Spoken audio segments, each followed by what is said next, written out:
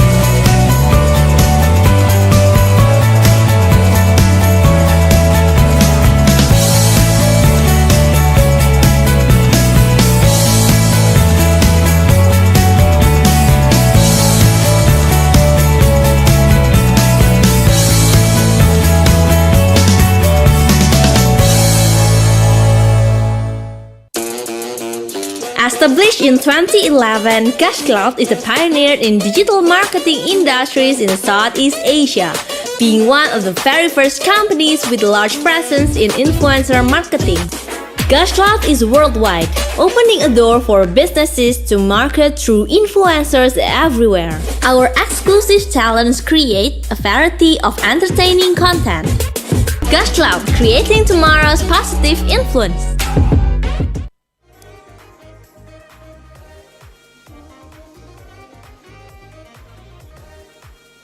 Halo, selamat pagi semuanya. Selamat datang di Masterclass Citra Pariwara ke-33. Perkenalkan, nama saya Satrio Agung Nugroho yang akan memimpin acara hari ini. Sebelumnya, untuk teman-teman yang belum tahu, Masterclass hari ini itu ada apa aja sih? Oke. Masterclass ini merupakan kelas untuk belajar dari tokoh-tokoh yang berpengaruh dalam industri kreatif yang bakatnya itu udah nggak diraguin lagi. Juga mempunyai kekuatan dalam skill kreatif. Akan ada 3 kategori utama. Yang pertama ada culture, yang kedua crafting dan teknologi. Nah, apa aja sih di siapa dan apa saja yang akan mereka bahas di setiap sesinya? Yang pertama, sesi pertama culture akan dibawa oleh Mulia Amri PhD, Research Director of Kata Data Insight Center. Judul topiknya adalah Building Brands in the Era of Sustainable Society. Lalu untuk sesi yang kedua ada craft, ada Mahatma Putra, Film Director dan Co-founder of Anatman Picture. Judul topiknya adalah Art of Docuseries.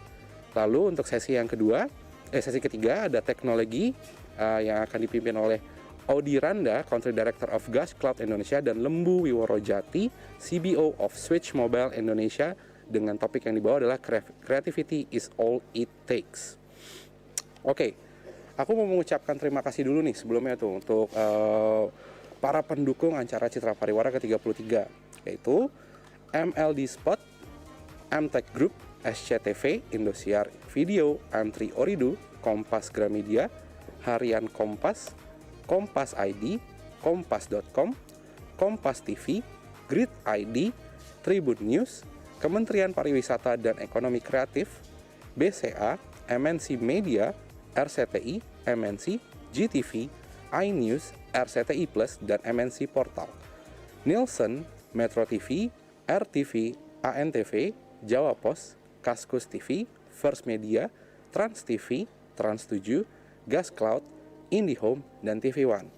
Lalu juga terima kasih kepada agensi sponsor yang telah mendukung acara ini, yaitu Densu Indonesia, Isobar, Dwi Sapta, Hakuhodo Indonesia, Lotus, iDuck Indonesia, Think Tank, Vlog Creative Network, dan FAB Group. Oke, kita akan mulai sesi yang pertama, yaitu dari topik culture yang berjudul Building Brands in the Era of Sustainable Society. Di sesi ini kita akan dibahas bareng sama Mas Mulya, selaku Research Director Kata Data Insight Center. Sebelumnya, untuk teman-teman yang belum tahu nih, siapa sih Mas Mulya Amri ini? Mas Mulya Amri ini adalah Direktur Riset di Kata Data Insight Center yang memiliki 20 tahun pengalaman bekerja dengan pejabat pemerintah, bisnis, dan kelompok masyarakat sipil melalui analisa kebijakan, pembangunan ekonomi, regional, dan proyek perencanaan kota di Indonesia, Singapura, Brunei, Filipina, Cina, dan AS. Mulya Amri memiliki gelar PhD dalam kebijakan publik dari National University of Singapore, gelar master dalam tata kota dari University of California, Los Angeles, dan gelar sarjana dari Institut Teknologi Bandung, Indonesia. Oke, langsung aja kali ya aku undang Mas Mulya Amrinya. Kita mau tahu nih apa aja yang bakal dibahas nih sama Mulya Amri nih. Yuk coba nih Mas Mulyanya untuk aktifin kamera dan mikrofonnya. Halo Mas Mulya Amri, selamat pagi. Halo Mas Satrio, selamat pagi. Halo. Sehat ya Mas ya? Alhamdulillah sehat-sehat. Semoga teman-teman juga semua di sana begitu. Yoi, siap, amin. Terima kasih doanya. Kalau gitu Mas Mulya, bisa langsung kita mulai nih ya Siap Mas, langsung kita mulai aja. Sikat. Iya. Baik, makasih. Selamat pagi teman-teman semua, para praktisi advertising. Terima kasih juga untuk Citra Pariwara yang sudah mengundang Kata Data Insight Center untuk berbagi di event yang berbahagia ini ya. Jadi tadi sudah diperkenalkan, saya Mulya Amri senang sekali bisa menemani Anda semua dalam 2 jam ke depan ya.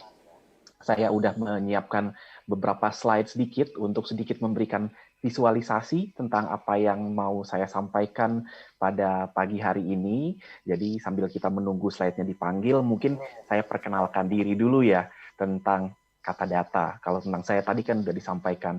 Bagi teman-teman yang mungkin sudah mengenal kata data, mungkin kenalnya lebih di medianya ya. Jadi katadata.co.id, kita adalah media yang berbasiskan diri pada data journalism. Jadi bagaimana jurnalisme itu didasarkan pada data. Tapi selain dari katadata.co.id, kami juga ada business unit yang lain-lainnya. Salah satu business unit yang lain adalah yang saya pimpin, yaitu Kata Data Insight Center, di mana kami banyak melakukan riset, termasuk survei juga, baik untuk lembaga pemerintah maupun swasta, dan analisis data.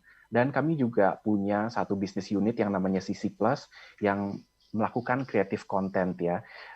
Kita banyak melakukan atau mengembangkan infografik, videografik, dan juga events dan webinars. Nah, salah satu dari produk yang kita punyai juga, dan ini bisa bermanfaat semoga buat teman-teman semua, adalah databox.id. Jadi kalau di tulisannya databoks.id, jadi mungkin bisa kelihatan di 2 slide berikutnya ke depan ya. Ini adalah portal data Indonesia. Kalau teman-teman selama ini mungkin kenal dengan Google, di mana menggunakan Google tersebut untuk mencari informasi. Nah, dalam databox.id ini, teman-teman bisa gunakan untuk mencari data. Jadi sebagaimana dilihat di slide berikutnya, ini kita punya semacam search engine, jadi tinggal ketik aja topik apapun yang teman-teman mau cari di sana, apa misalnya soal iklan kah, atau soal COVID kah, atau soal FMCG, fast moving consumer good. Jadi nanti akan keluar banyak sekali data yang bisa di-download. Dan banyak dari data ini sudah tersedia dalam bentuk grafik yang teman-teman bisa gunakan langsung grafik tersebut untuk memperkaya laporan. Dan kalau diperlukan datanya, juga bisa langsung mendownload data tersebut untuk dianalisis secara lebih lanjut. Jadi silakan explore databox.id. Ini adalah sebuah fasilitas yang bisa digunakan oleh teman-teman untuk melakukan riset.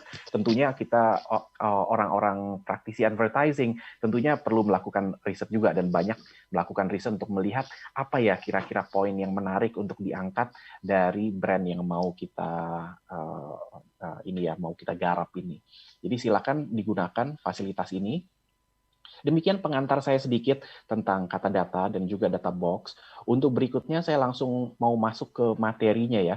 Di slide berikutnya saya ingin memulai dulu dengan pertanyaan, mengapa perusahaan menerapkan prinsip-prinsip keberlanjutan? Ini adalah sebuah hal yang semakin penting sekarang karena brands ini semakin sadar bahwa dia itu harus menerapkan prinsip-prinsip keberlanjutan atau sustainability principles dan juga ingin terlihat sebagai brands yang mendukung sustainability principles tersebut. Dan ini buktinya ada. Di slide berikutnya kita bisa lihat beberapa event kata data yang mengedepankan tema green economy atau sustainable economy. Di bulan Mei kemarin kita mengadakan event yang namanya SAFE, yaitu Sustainability Action for the Future Economy. Ini adalah sebuah event selama 4 hari dengan lebih dari 50 pembicara. Dan ternyata itu eventnya laku keras. Pesertanya sampai 100.000 total, jadi dari puluhan sesi yang ditawarkan, puluhan pembicara, itu total kalau dihitung 4 hari itu ada 100.000 peserta yang bergabung bersama kami, baik itu melalui Zoom maupun YouTube, Facebook, dan lain-lain. Dan kita juga sangat pleasantly surprised ya, jadi kaget dari sudut pandang yang positif gitu, bahwa ternyata sampai saat-saat terakhir ini banyak perusahaan-perusahaan yang ingin bergabung gitu. Tadinya kita approach beberapa perusahaan untuk jadi pembicara gitu, ternyata we end up having more companies that actually want to share. Lebih banyak perusahaan yang ingin berbagi dibandingkan dengan ekspektasi kita semula gitu ya. Jadi jumlah pembicaranya lebih banyak daripada yang kita perkirakan semula gitu. Dan ternyata jumlah pengunjung atau jumlah pesertanya juga lebih banyak dari yang kita perkirakan. Sampai akhirnya ini baru 2 minggu yang lalu kalau nggak salah kita adakan satu event sendiri bahkan bersama dengan Unilever. Jadi kata data dengan Unilever membuat Sustainability Day. Ini selama 2 hari dengan 20-an pembicara. Nah ini udah lebih fokus lagi. Jadi salah satu perusahaan yang terlibat di acara SAFE ini kemudian kita bekerja sama dengan kata data untuk membuat Sustainability Day sendiri, di mana Unilever mempresentasikan berbagai inisiatif-inisiatif green economy dan sustainability-nya, even secara dedicated gitu ya. Tentunya dengan pembicara yang beraneka ragam dari sektor publik, sektor swasta, dan lain-lain. Jadi event tentang green economy memancing banyak perhatian dan minat, baik itu dari perusahaan maupun dari audiensnya itu sendiri. Nah, di slide berikutnya, saya juga ingin menunjukkan bahwa kita itu juga membuat infografik tentang green economy juga. Jadi, ini beberapa infografik yang kita kembangkan dengan bekerja sama dengan pihak ketiga. Salah satunya adalah tentang bisnis hijau. Bagaimana bahwa prinsip-prinsip untuk melakukan perusahaan ya, profit making itu ini harus sejalan juga dengan ekonomi dan lingkungan, tentang bagaimana sebuah perusahaan itu harus punya green growth plan, lalu bagaimana sebuah PPI compact ya. PPI itu adalah production, protection, sama inclusion ya. Jadi bagaimana produksi itu kan adalah sebuah kegiatan ekonomi, tapi juga harus diiringi dengan protection, yaitu perlindungan terhadap lingkungan, dan juga inklusi secara sosial, bagaimana kita harus melibatkan lebih banyak masyarakat secara sosial dalam aktivitas ekonomi. Nah, ini juga yang sebelah kanan juga soal pengelolaan sampah plastik gitu ya. Bagaimana sampah plastik ini harus diolah secara lebih baik. Ini juga bagian dari tanggung jawab perusahaan-perusahaan juga, karena perusahaan ini banyak pakai kemasan plastik juga ya. Jadi mereka juga menyadari itu, dan sambil mereka terus mencari kemasan-kemasan baru yang lebih ramah lingkungan, yang satu hal yang tidak bisa kita lupakan adalah bagaimana kita bisa mengelola sampah plastik secara lebih baik gitu. Karena sampah plastik kalau tidak dikelola dengan baik, dia akan merusak lingkungan. Tapi sebetulnya kalau dikelola dengan baik, dia bisa menjadi uang gitu ya. Dan kita udah lihat di negara-negara maju bagaimana sampah itu dikelola dengan baik, recyclingnya jalan, reduce, reuse, recycle-nya jalan banget gitu kan. Nah ini bagaimana di Indonesia kita juga bisa menerapkan itu. Nah ini yang masih menjadi tantangan ya, karena untuk mewujudkan itu harus merupakan kolaborasi banyak pihak. Nggak bisa satu orang saya di rumah memisahkan sampah, memilah-milah sampah, tapi ketika diambil sama tukang sampah, akhirnya dimasukin lagi di dalam satu truk sampah gitu. Itu kan jadi harus ada dari hulu sampai ke hilirnya, harus jalan tuh. Nah ini yang kemudian dikampanyekan oleh perusahaan-perusahaan itu juga. Dan karena apa? Ya memang mau nggak mau plastik ini masih yang mekanisme yang paling murah untuk menghasilkan kemasan ya. Mau pakai kemasan yang lain, ya biayanya lebih tinggi. Energi yang diperlukan untuk membuat kemasannya juga mungkin lebih banyak gitu. Plastik dalam hal energi yang diperlukan untuk membuat kemasannya ini sangat kecil. Tapi memang ketika udah jadi plastik, bagaimana kita harus di-recycle. Nah ini juga inisiatif ini kita kerjasama dengan perusahaan, bagaimana kita mengkampanye tentang green economy, tentang perlunya prinsip pengelolaan plastik yang baik, dan lain-lain. Nah, di slide berikutnya, kita akan lihat seberapa besar sih ukuran dari global green economy. Jadi secara global, green economy ini nggak main-main loh ya. Itu dia 7,78 triliun US dollar di tahun 2016. Ini data yang terakhir adalah data di tahun 2016 ini yang kita bisa dapatkan. Nah, negara mana yang paling besar proporsi sumbangsihnya untuk global green economy? Yaitu Amerika Serikat. Dia itu 1,3 triliun US dollar dari Amerika Serikat. Itu sekitar 16,5% ya. Jadi green economy secara global yang 7,78 triliun itu sumbangsih Amerika sebesar 16,5%.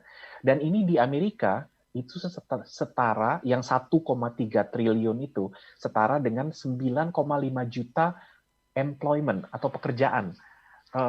9,5 juta pekerjaan itu banyak loh. Jadi nggak main-main jumlah orang yang bekerja di bidang green economy. Dan bahkan kalau dilihat lagi di Amerika, orang yang bekerja di bidang yang penggunaan fossil fuel gitu ya, apa namanya oil and gas yang berdasarkan dari inilah ya fossil fuel, ngerti kan ya, itu cuma 1 juta orang. 1 juta orang yang bekerja di bidang fossil fuel di Amerika, yang bekerja di oil and gas dan lain-lain, mining. Tapi yang bekerja di green economy itu 9,5%, hampir 10 kali lipat orang yang bekerja di green economy dibanding yang bekerja di fossil fuel di Amerika. Nah, apa aja sih green economy? Mungkin kita selama ini sering dengar green economy, tapi apa aja sih sebetulnya bidang-bidangnya? Ini dijabarkan di sebelah kanan itu ya. Banyak teknologi dan inovasi dan bisnis yang sedang dikembangkan berbasiskan pada daftar-daftar yang ada di kanan ini. Mulai dari teknologi untuk mengurangi polusi udara, untuk menjaga polusi di laut, marine pollution, teknologi untuk mengurangi bising, noise and vibration control. Ini semua sedang dilakukan inovasi-inovasi teknologi tersebut. Water supply, waste treatment gitu ya. Yang paling besar ini adalah teknologi-teknologi yang terkait dengan low carbon, terutama alternative fuel. Alternative fuel vehicle ini apa contohnya? Mobil baterai masa depan kan adalah mobil elektrik ya, berbasiskan baterai. Nah, ini juga Indonesia nanti ke depan akan jadi salah satu pemain penting karena sumber baterai untuk electric vehicle itu banyak ada di Indonesia gitu. Termasuk building teknologi bangunan yang lebih ramah lingkungan gitu ya. Termasuk nuclear power, hidro, pembangkit listrik tenaga surya, tenaga angin. Ini semua besar sekali ukuran ekonominya. Dan di negara-negara maju mereka udah menjadi kewajiban untuk mengganti teknologinya dengan teknologi yang green economy. karena yang green, teknologi yang green. Karena selain dia secara jangka panjang juga akan membuat perusahaan itu mengurangi biayanya, dia juga lebih bagus untuk lingkungan. Nah, ini ya, green economy itu seberapa besar.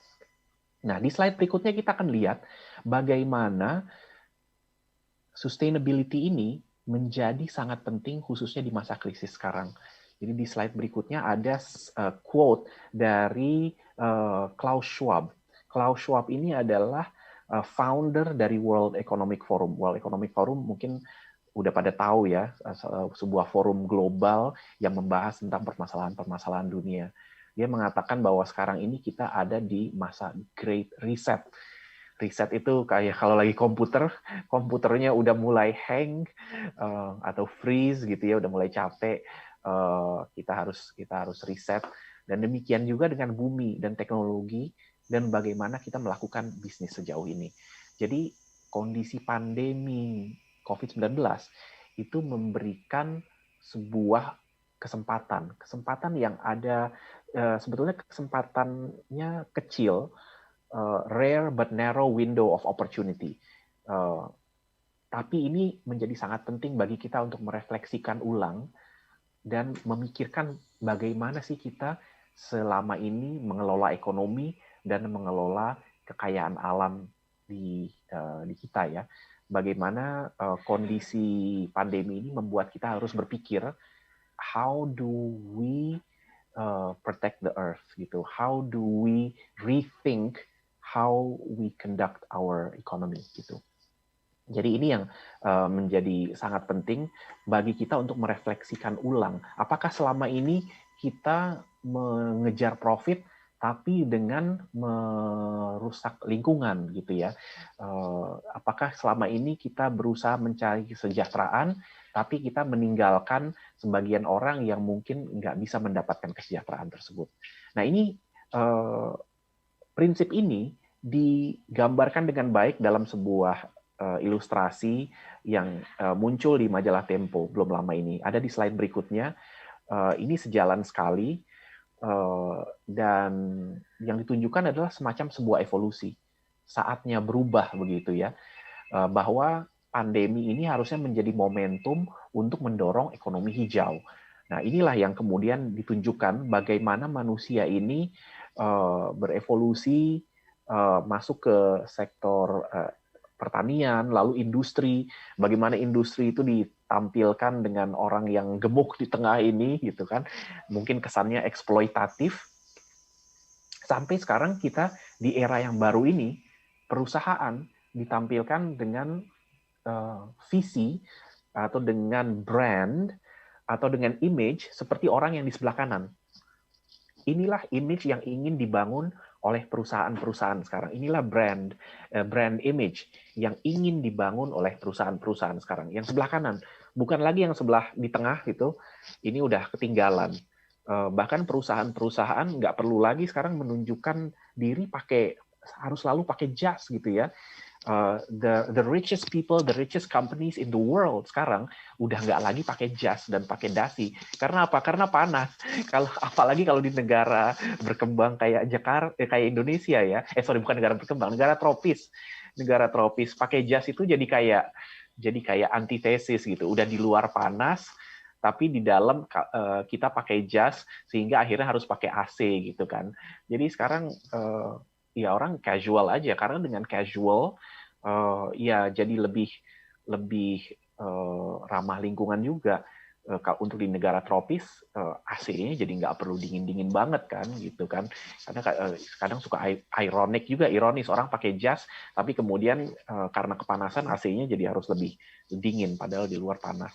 Nah inilah the Great Reset ini juga yang ingin dicapai dan sudah diinginkan juga oleh perusahaan-perusahaan. Nah, di slide berikutnya kita akan lihat prinsip-prinsip dari green economy itu ya. Sebetulnya sebagian dari kita udah cukup familiar dengan prinsip-prinsip ini. Tapi prinsip ini semakin lama semakin berkembang. Kalau dulu kita mungkin kenal dengan istilah 3P. Ingat nggak ya 3P apa? 3P itu profit, planet, sama people, ya. Jadi bahwa atau istilahnya zaman dulu ada triple bottom line, ya. Jadi bottom line profit itu bukan hanya profit secara ekonomi aja, tapi triple bottom line yang pertama adalah keuntungan finansial, bottom line yang kedua adalah lingkungannya makin baik apa enggak, bottom line yang ketiga dari masyarakatnya ini semakin baik, semakin guyup apa enggak.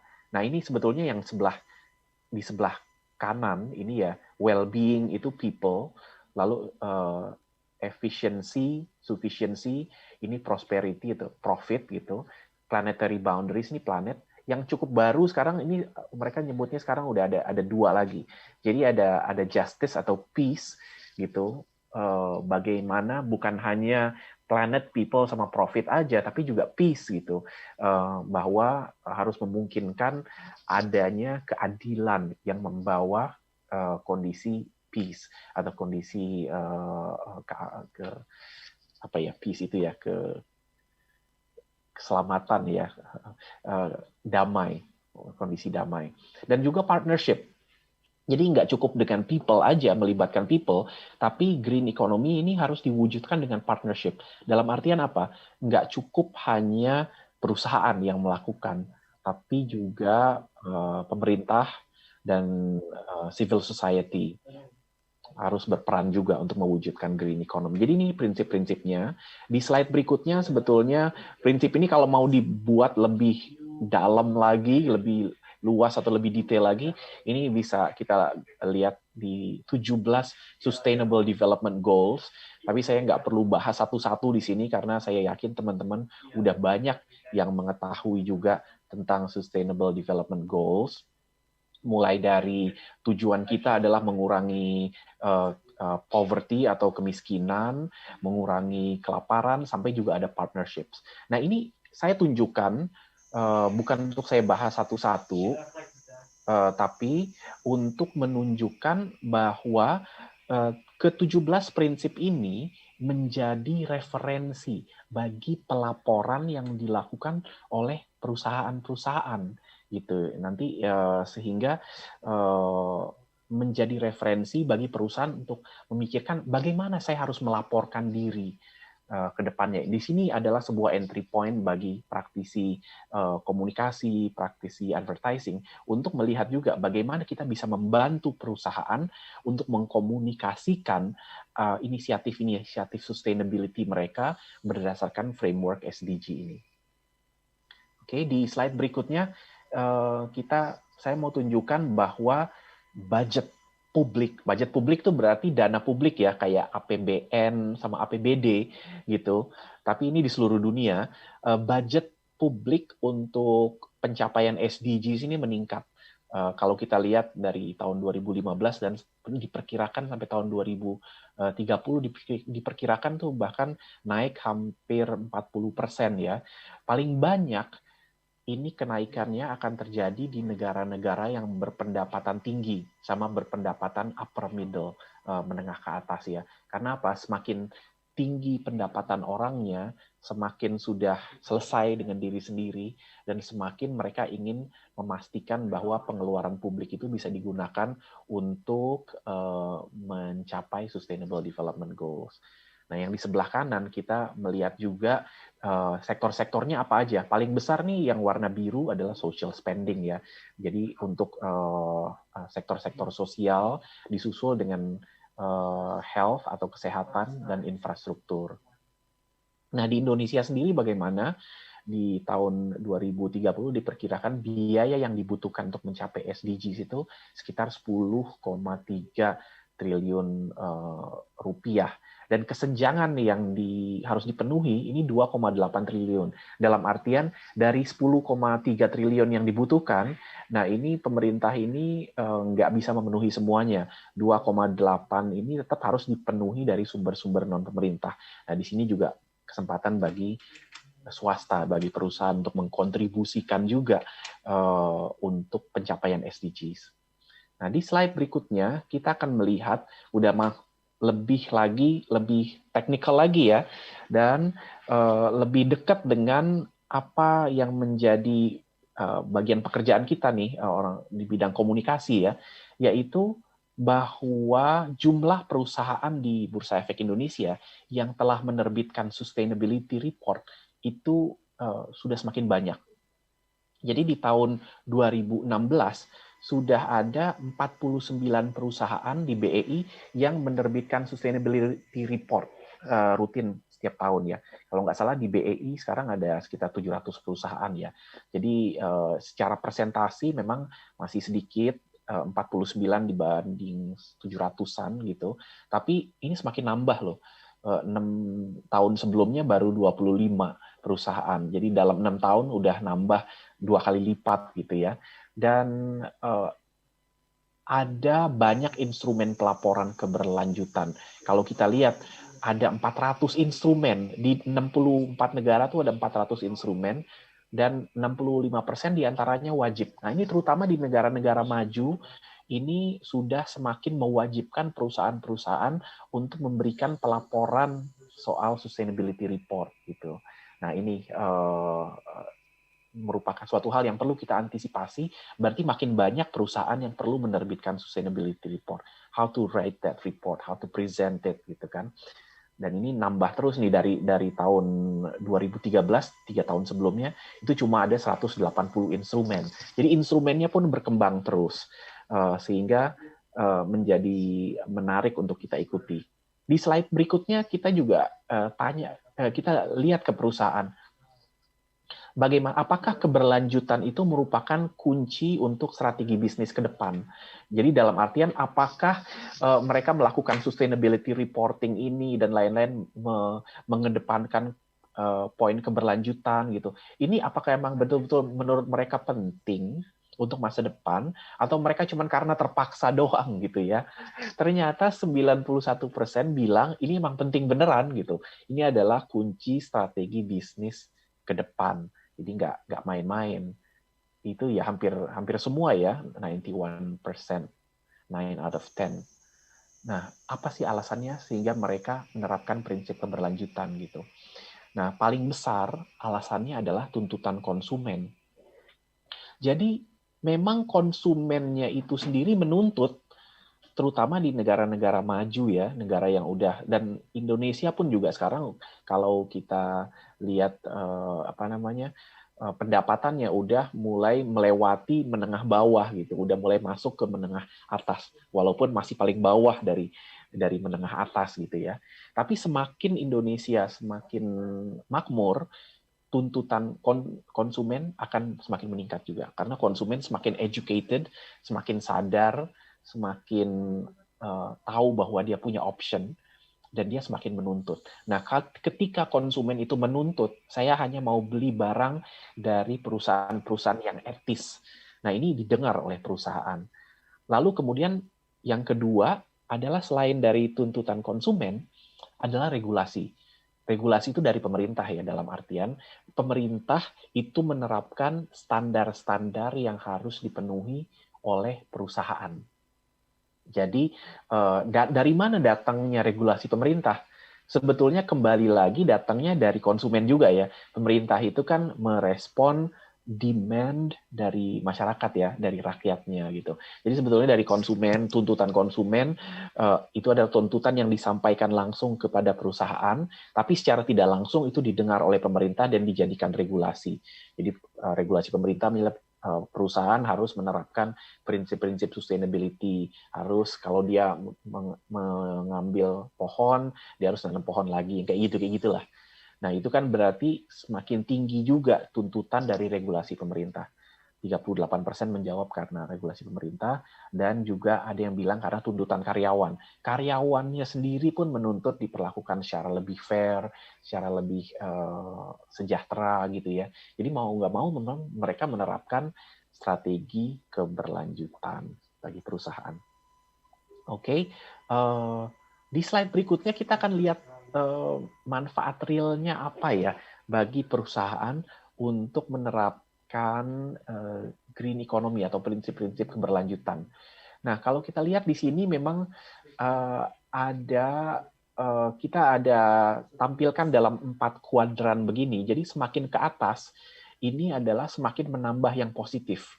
Nah, bisa lihat itu ya, meningkatkan pendapatan, meningkatkan nilai lebih gitu ya. Jadi memang menerapkan prinsip-prinsip sustainability itu meningkatkan pendapatan dan meningkatkan nilai lebih bagi perusahaan. Tapi juga yang di bawah dia mengurangi yang negatif. Negatif itu biaya ya. Perusahaan kan punya biaya. Perusahaan juga ada risiko. Nah, dengan dia menerapkan prinsip sustainability, biayanya berkurang, risiko dia juga berkurang. Nah, ini yang kalau yang jangka pendek ini yang pendapatan sama meningkatkan pendapatan dan mengurangi biaya. Meningkatkan pendapatan contohnya apa ya, pendapatannya, penjualannya naik, portfolio produknya bertambah, akses pasarnya bertambah gitu ya. Jadi secara jangka pendek dia dapat uang lebih banyak karena apa? Orang akan membeli barang-barang yang dia pikir itu etis gitu, berasal dari perusahaan yang etis. Biaya juga dia bisa ngurangin dengan dia menerapkan green technology, biaya energinya berkurang, biaya untuk mengolah limbah berkurang, dan juga employee-nya makin loyal gitu kan, supplier-nya dia makin reliable, jadi biaya-biayanya berkurang. Sementara untuk jangka panjang ke depannya, dia bisa melihat nilai lebihnya meningkat juga bukan secara monetary dalam waktu dekat, tapi brand value-nya dia naik di masa depan. Karena orang mengasosiasikan brand-nya dia dengan praktek-praktek yang etis, dengan praktek-praktek yang menjaga keberlanjutan bumi, yang adil terhadap masyarakat yang menjadi bagian dari value chain-nya gitu. Akhirnya dia mendapatkan consumer trust, kepercayaan dan loyalty dari consumer juga. Dan yang keempat adalah resiko. Resikonya berkurang. Jadi soal perizinan, reputasi, perubahan regulasi, dia udah antisipasi dari awal. Oke. Berikutnya kita masuk ke section yang kedua. Nah, ini nggak terlalu banyak saya ingin bicara di sini. Tapi sebetulnya ingin sharing aja bahwa capaian SDGs oleh perusahaan itu perlu diukur dan dikomunikasikan. Tadi di awal saya udah sempat sharing sedikit ya, bahwa bagaimana semakin banyak perusahaan di Bursa Efek Indonesia yang menerbitkan sustainability report. Nah, ini persisnya seperti apa sih mengukur dan mengkomunikasikan capaian SDGs? Nah, kita lihat di slide berikutnya. Salah satu cara yang banyak digunakan adalah SDG Kompas. Kompas itu tahu ya, sebuah alat kompas untuk melihat mata angin utara di sebelah mana. Nah, jadi yang pertama ini adalah alat untuk mengukur dan mempromosikan bisnis berkelanjutan bagi perusahaannya ya. Jadi ini yang nantinya sangat relevan bagi praktisi advertising adalah yang nomor 5 ini, step 5, reporting and communication. Tapi sebelum itu saya mulai cerita dari awal dulu.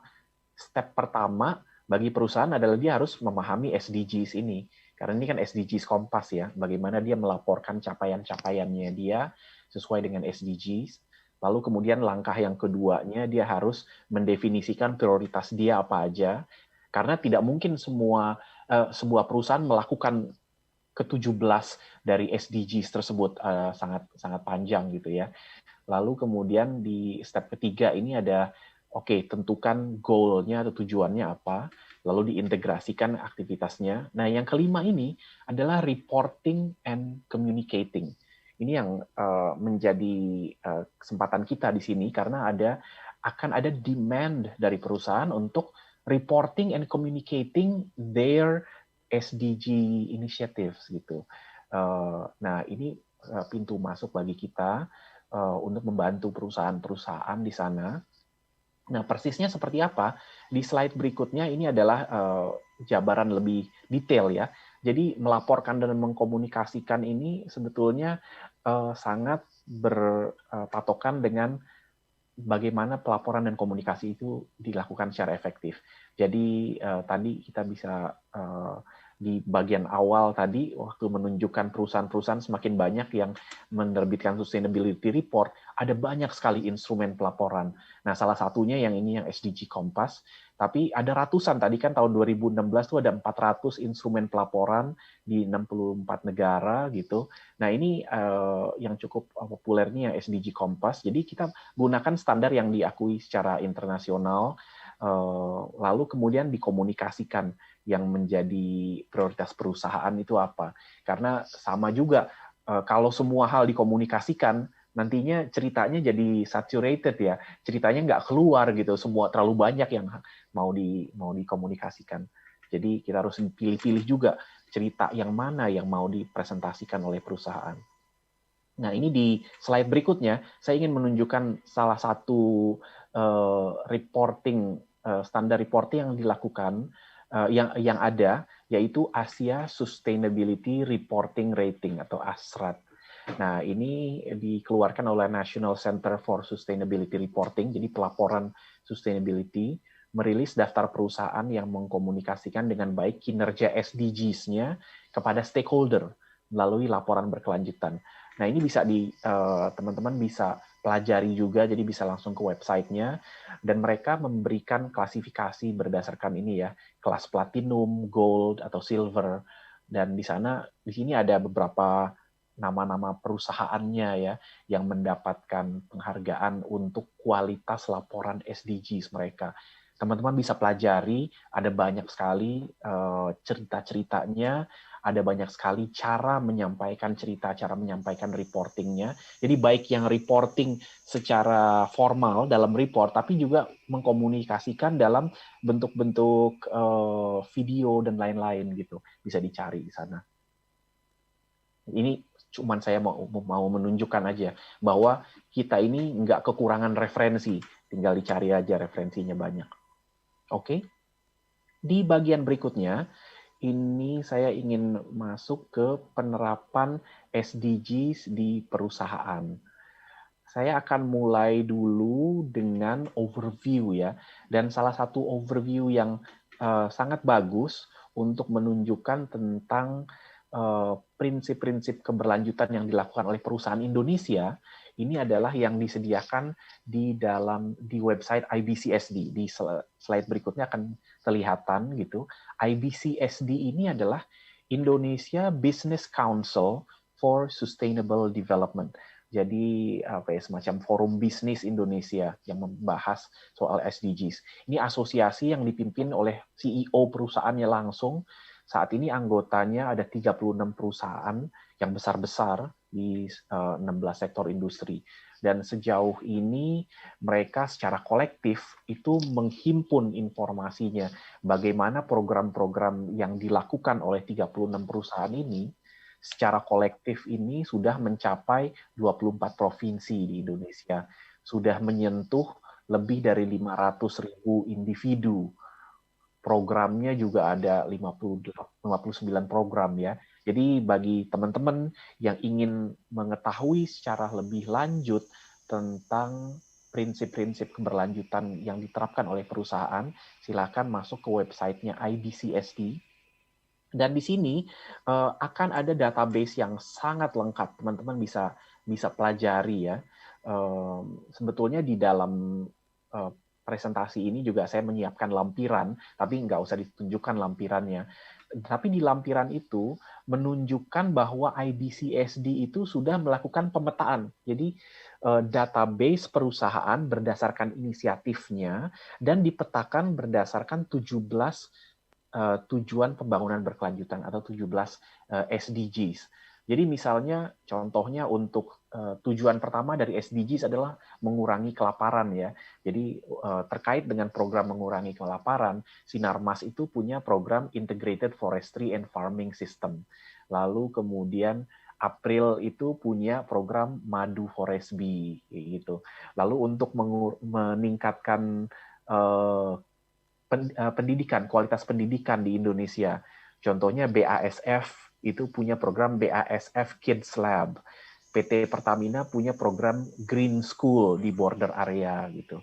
Nah, banyak sekali. Jadi bagi teman-teman yang ingin melihat berbagai inisiatif sustainable oleh perusahaan, bisa lihat main-main ke websitenya IBCSD ini. Di sana akan banyak sekali informasi tentang inisiatif-inisiatif sustainable yang dilakukan oleh perusahaan-perusahaan. Nah, untuk selanjutnya, biar lebih menarik, saya ingin menampilkan cerita atau case study tentang 3 perusahaan. Jadi yang pertama adalah Krakatoa. Krakatoa ini adalah sebuah perusahaan yang membuat coklat.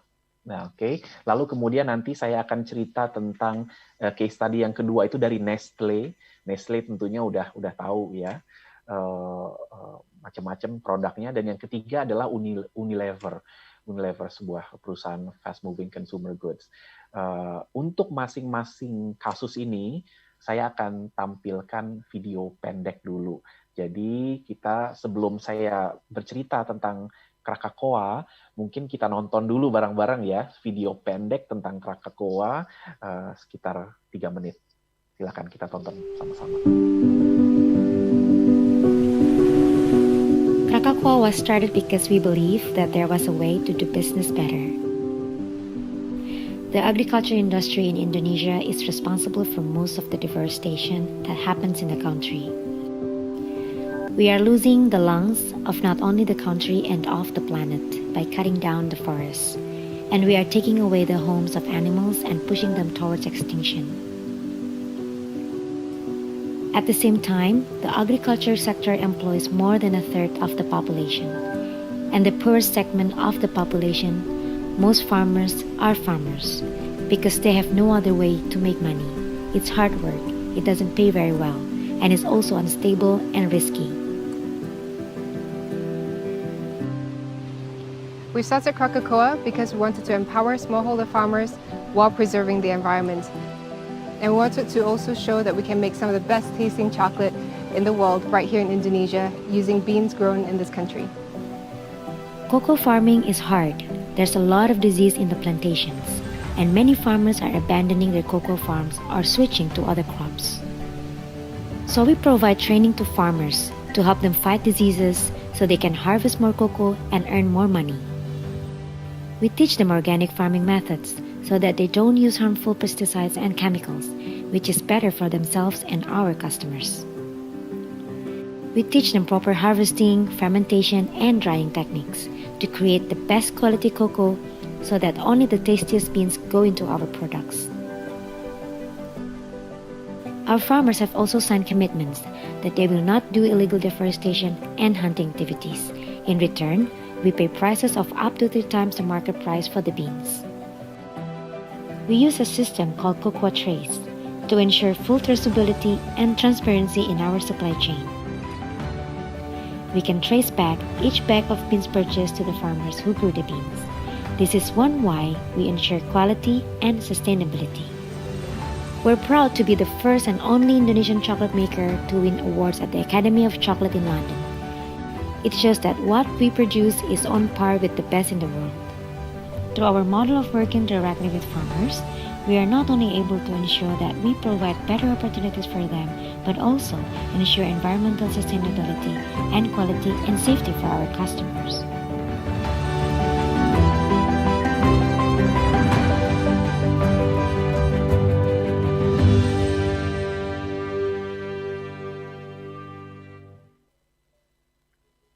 Gimana teman-teman? Menarik banget kan? Mudah-mudahan bahasa Inggris nggak terlalu mengganggu ya. Tapi mungkin saya berikan sedikit summary juga dalam bahasa Indonesia. Tadi ada beberapa key point, poin-poin kunci yang saya catat ya, bahwa mereka tujuannya adalah ingin menunjukkan bahwa kita tuh bisa melakukan bisnis secara lebih baik gitu. Disebutkan ada beberapa masalah, deforestasi, kayak gitu ya. Tapi juga mereka ingin melakukan pemberdayaan dalam artian bisa nggak farmers-nya mereka itu mereka membantu untuk mencegah deforestasi. Jadi mereka ada komitmen, ada semacam perjanjian dengan petani kokonya bahwa kalau mereka itu tidak memotong pohon, tidak melakukan hunting atau berburu hewan liar di sana. Jadi si Krakatoa-nya bersedia membayar harga sampai 3 kali lipat dari harga pasar gitu ya. Jadi dan di situ mereka juga melakukan pelatihan kepada petani kokonya dalam hal teknologi organic farming dan lain-lain. Karena apa? yang dituju oleh perusahaannya itu adalah bagaimana sebetulnya menghasilkan best tasting, tadi mereka sebut ya, coklat yang rasanya terbaik gitu. Karena selama ini kalau kita lihat perusahaan-perusahaan coklat itu adanya adalah perusahaan-perusahaan Eropa kan, kayak Belgia, Belgian chocolate dan lain-lain. Padahal kan sebetulnya kokonya justru berasal dari negara-negara tropis kayak Indonesia. Ini kenapa enggak Indonesia bisa juga menjadi penghasil coklat yang bisa mendapatkan award di tingkat internasional. Nah, caranya yaitu meningkatkan taraf hidup petani, meningkatkan keseimbangan lingkungan, memperbaiki tata lahan tanaman koko, melalui award itu meningkatkan citra coklat Indonesia.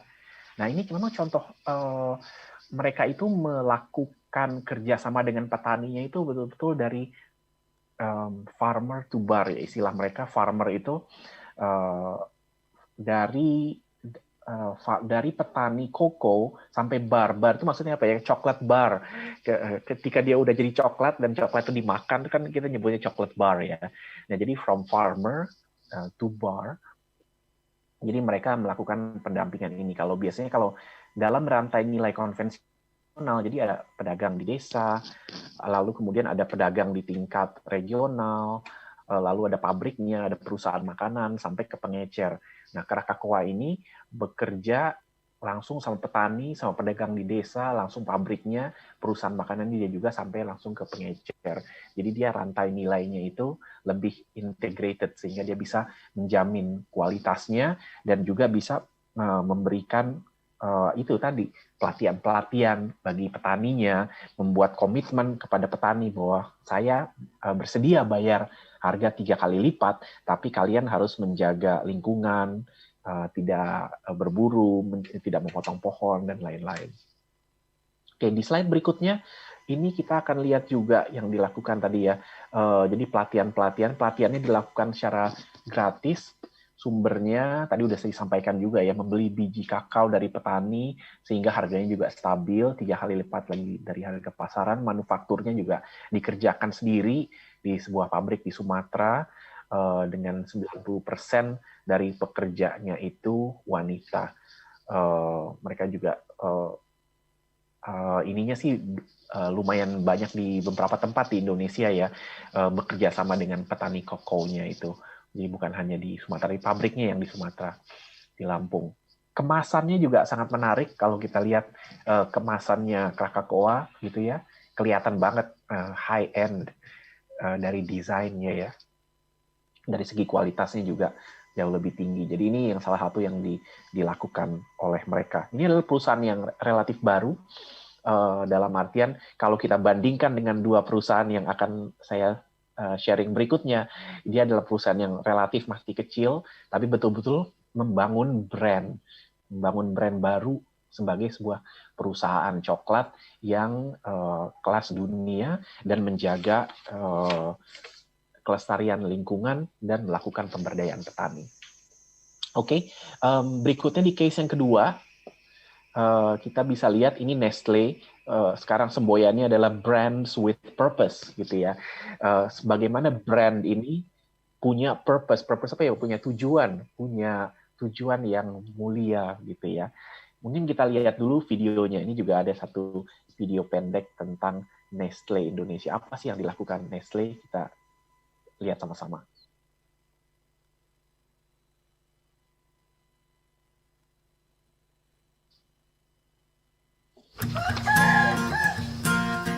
Matahari merekah di Jawa Timur. Bersamanya meneteslah air susu sapi pertama di hari ini. Selama 35 tahun, Nestle telah bekerja sama dengan 33.000 peternak sapi perah di 31 koperasi, memberikan bantuan teknis dan keuangan untuk memproduksi 700.000 liter susu berkualitas setiap hari. Sebuah kemitraan win-win yang memberi manfaat nyata bagi semua pihak. Yang penghasilannya kan cukup lumayan Bu untuk pelihara sapi perah. Iya, kalau pelihara sapi perah. Saya saja kalau dari sapi 6 ini, misalkan semua laktasi, kalau 6 juta satu tiap bulan dapat, minim itu Bu. Iya. Semua menjadi bagian dari apa yang Nestle sebut creating shared value. Sebuah dedikasi dalam menciptakan manfaat bagi semua yang berada di sepanjang mata rantai, bagi peternak susu, pemerintah, konsumen, dan seluruh lapisan masyarakat. Menjadi sebuah bagian yang integral dari strategi bisnis kami dan masuk dalam setiap keputusan bisnis Nestle, dimanapun kami menjalankan bisnis. Kami yakin kesuksesan jangka panjang kami hanya akan diraih apabila setiap pemangku kepentingan terkait pun sukses. Secangkir kopi di sore hari. Namun bedanya, sore ini adalah pada gas yang menerangi ruangan, yang memasak air, ramah, aman, dan gratis. Sejak Juni 2010, Nestle telah membantu para peternak sapi perah untuk membangun tangki biogas, mengolah kotoran sapi menjadi energi bersih dan efisien. Sebuah proses sederhana yang menguntungkan bagi anggaran keluarga. Ya kan hemat uangnya gitu loh. Kan lek pakai dapur bahkan kayunya itu kan mahal. Jadi lek pakai ini kan 10 hari bayarnya cuman berapa, 75.000. Ya, baik. Jadi itu kalau teman-teman mau cari video lengkapnya bisa dicari di YouTube atau sejenisnya ya. Itu video panjangnya sekitar 6 menit atau 7 menit, tapi saya pikir cukup untuk menunjukkan prinsip-prinsipnya ya yang mau kita lakukan. Tadi langsung brand yang dia ingin bangun adalah creating shared value gitu ya. Apa itu shared value? Value itu adalah nilai. Dan nilainya ini shared, dalam artian nilainya ini kenapa enggak kita share antara semua yang terlibat di dalam rantai nilainya itu ya. Jadi dari segi petani atau peternaknya itu mendapatkan bagian dari nilainya, perusahaan, pengecer, dan lain-lain gitu. Ini semua mendapatkan nilai termasuk perusahaannya juga. Nah, jadi kalau dikembalikan ke brands with purpose, mereka ingin meningkatkan quality of life atau kualitas hidup dan juga ingin berkontribusi pada masa depan yang lebih sehat gitu ya. Jadi karena kan produknya adalah makanan, terutama banyak yang berbasis pada produk susu dan ini ya susu ini, jadi ya lebih sehat. Lalu value yang mereka ingin kedepankan adalah value yang bersandar pada respect atau saling menghormati, sehingga hasilnya kita harapkan dapat orang-orang yang hidupnya lebih sehat. Lalu kemudian komunitasnya sendiri secara masyarakat itu lebih guyup, lebih semarak, lebih resilient, lebih kuat menahan berbagai macam tantangan dan krisis. Lalu juga kemudian stewarding resources itu menjaga sumber daya alam agar kita bisa digunakan untuk masa depan, generasi yang masa depan. Nah, di slide berikutnya kita bisa melihat yang lebih detail ya. Tadi kita mendengarkan cerita tentang bagaimana Nestle bekerja sama dengan peternak. Nah, ini menjadi hal yang penting karena produksi susu kita ya, itu sebetulnya masih sangat minim. Kita masih mengimpor banyak sekali susu dan konsumsi susu orang Indonesia itu masih sangat sedikit dibandingkan dengan negara-negara lain gitu. Jadi ini memang konsumsi susu kita harus ditingkatkan, dan bagaimana kita bisa tingkatkan lagi lebih banyak produksi susu di dalam negeri. Jadi mereka bekerja sama dengan sejauh ini udah 26.000 peternak sapi perah di 42 koperasi di Jawa Timur dan lain-lain ya. Dan mereka juga mendampingi petani agar menerapkan good agriculture practice, praktik-praktik peternakan atau pertanian yang baik gitu. Termasuk juga didampingi secara teknis, begini loh cara memelihara sapi, maupun begini juga bagaimana cara mengelola keuangan gitu ya. Di slide berikutnya kita lihat tadi beberapa contohnya, ada biogas digester ya, bagaimana limbah dari sapinya itu kemudian bisa menghasilkan gas yang digunakan untuk penerangan di slide berikutnya ya. Nah, sehingga ini juga dengan penerangan di desa-desa itu menggunakan gas yang berasal dari sapi, dari kotoran sapi, itu bisa mengurangi penggunaan energi di sana, di desa-desa di Jawa Timur yang menjadi mitranya Nestle ini. Sehingga bisa ya lebih apa ya, seandainya kita bisa mengurangi penggunaan listrik, kenapa enggak? Ini kan juga mengurangi penggunaan energi. Oke, sekarang kita masuk ke case yang ketiga. Yang case yang ketiga tentunya semua udah tahu Unilever, perusahaan besar fast moving consumer goods. Nah, mereka semboyannya making sustainable living commonplace, atau membuat kehidupan yang sustainable itu biasa aja. Kalau sekarang mungkin sustainable living itu kayak masih belum biasa ya. Oh yo, kita harus sustainable. Yang mereka inginkan semboyannya adalah sustainable living, ya itu memang harusnya adalah commonplace, harusnya biasa aja. Memang itu yang kita harus tuju sehingga bisa menjadi bagian dari hidup kita sehari-hari. Program mereka ada 3 terkait dengan making sustainable living ini menjadi commonplace. 1 itu adalah Indonesia Sehat, 2 Indonesia Hijau, dan yang ketiga Indonesia Maju. Nah, yang Indonesia Sehat ini sebenarnya terkait dengan bagaimana membuat sekolah lebih sehat, ibu dan balita lebih sehat gitu ya. Ada gerakan masjid bersih juga gitu. Mungkin kita lihat video dulu ya.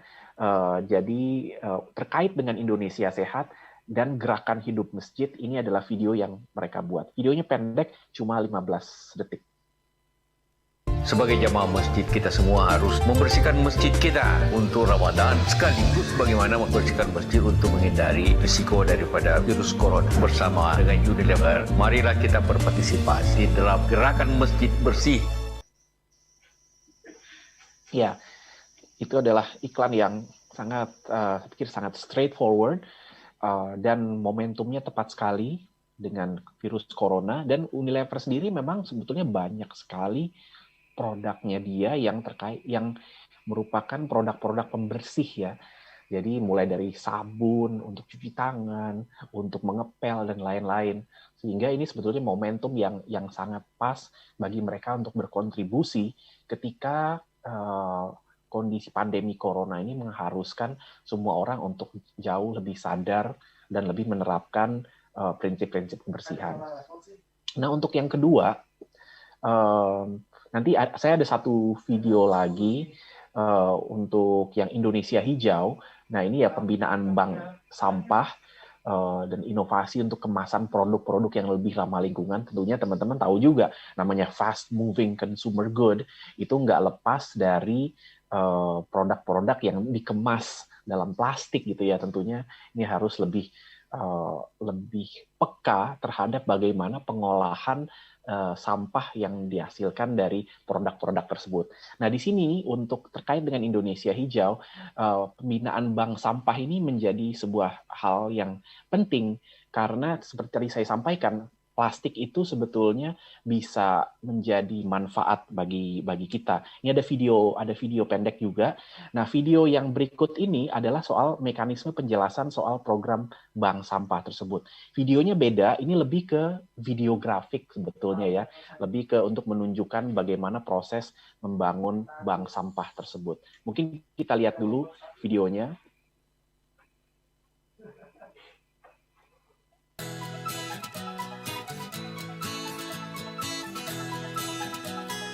Sampah.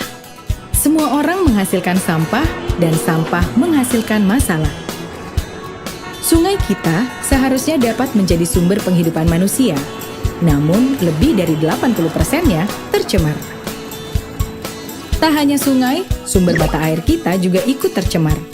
4 dari 5 sumur di Jakarta sudah terkontaminasi dengan bakteri. Timbunan sampah di kota besar mencapai 1.000 sampai 6.000 ton per hari. Bagaimana kita menyiasati masalah ini? Unilever mengembangkan sistem bank sampah, sebuah sistem yang membantu Anda menjaga kebersihan lingkungan, bahkan dapat menguntungkan. Sistem bank sampah Unilever berfokus pada 3 hal: manusia, sistem yang terstandarisasi, dan pengembangan berkelanjutan. Mari kita pelajari cara membangun bank sampah. Kita mulai dengan mendekatkan warga terhadap konsep memilah dan mendaur ulang sampah. Perkenalkan sistem bank sampah.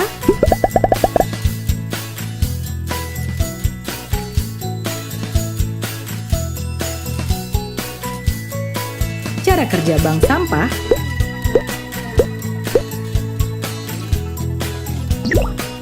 dan bagaimana bank sampah bisa mendapatkan keuntungan dari sampah. Pelatihan teknis. Adakan pelatihan standarisasi sistem bank sampah. Pelatih membantu pembentukan divisi pemilahan, penyetoran, pendataan, pendistribusian sampah. Kita tentukan target keuntungan bank sampah dan sistem bagi hasilnya. Pelatihan ini diikuti oleh masyarakat dalam lingkup RT dan RW. Oke, baik. Nggak perlu ditunjukkan semua videonya karena pasti teman-teman udah paham lah maksudnya ya. Tapi yang ingin saya tunjukkan bahwa di sini format videonya agak beda ya. Ini lebih ke video grafik. Jadi bagaimana perusahaan-perusahaan ini ingin menunjukkan inisiatifnya dengan cara yang berbeda-beda pula gitu. Dari jadi sebuah video company profile sampai ke video soal si komunitas yang didampinginya tadi, sampai juga lebih ke hal-hal yang sifatnya manual, bagaimana cara membangun bank sampah sebagai bagian dari program pembinaan bank sampah. Lalu juga ada program untuk Indonesia Maju yang lebih soalnya lebih pemberdayaan masyarakat. Di slide berikutnya kita bisa lihat ini lebih ke visualisasi untuk yang Indonesia Sehat tadi, apa aja macam-macam gitu. Mulai dari bersih-bersih di sekolah, bersih-bersih di mana-mana gitu ya. Di slide berikutnya juga ini yang untuk Green Indonesia. Nah tadi ini daur ulang, bagaimana botol plastik itu didaur ulang jadi produk-produk yang berguna di rumah gitu. Menggunakan juga teknologi-teknologi clean future kayak ini low carbon capsule dan lain-lain gitu ya. Dan di slide yang berikutnya ini soal Indonesia Maju atau Advance Indonesia, ya pemberdayaan UMKM, bagaimana mereka mendampingi warung-warung dalam hal pengelolaan bisnis atau usaha kecil gitu, digital literacy education, mereka melakukan pendidikan literasi digital, store management atau pengelolaan bisnis warung, nah, kayak gitu ya. Lalu kemudian women empowerment ini juga soal pendidikan untuk perempuan-perempuan di Indonesia, terutama di komunitas di pedesaan, dan juga untuk petani penggarap ya. Soal pendidikan sama mentoring untuk mereka menerapkan praktik-praktik pertanian yang baik. Nah ini juga tentunya terkait juga dengan produk mereka, antara lain untuk black soybean, itu bahan dasar untuk membuat kecap ya, karena salah satu produk unggulannya Unilever ya ini kecap Bango ini gitu. Jadi mereka dengan petani black soybean itu yang menjadi bahan dasar dari kecap manis.